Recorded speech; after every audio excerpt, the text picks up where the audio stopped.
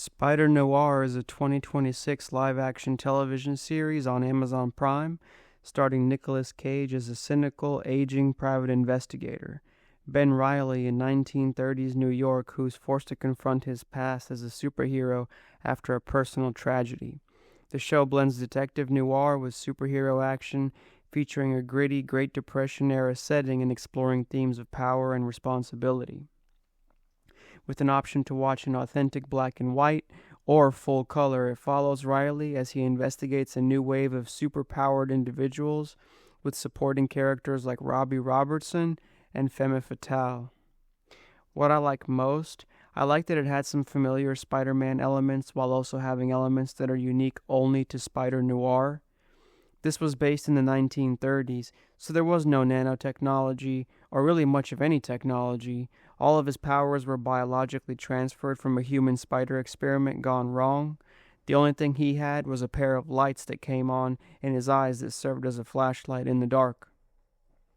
Everything he did was hand-to-hand combat just like a normal person would, other than the fact he could sling webs and stick to stuff like a spider.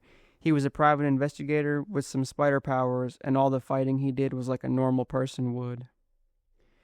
The best scene. One of my favorite scenes in the series was when he broke into the main villain's house, broke into his safe while the guy was sleeping in his bed, and stole $1,000 from his vault. He had to be super quiet and use his flashlight eyes to do it and spider senses, and almost got caught. Some of the strengths. So, I think the cinematography was on point, and it had some really good special effects and CGI, which wasn't too over the top, but gave it a really cool vibe. It was tastefully done.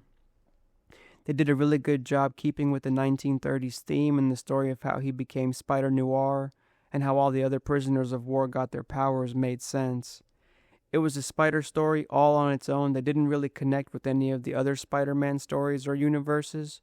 It gave the story of 1930s Spider-Noir its own little place in the Spider universe, and now I know what the story with this version of Spider-Man is. I enjoyed the series thoroughly, and really don't have any nitpicks. All the actors did great jobs portraying their characters.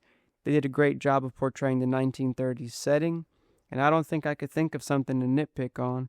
This was definitely an A+ series, since I'm a huge fan of Spider-Man, and I enjoyed every episode.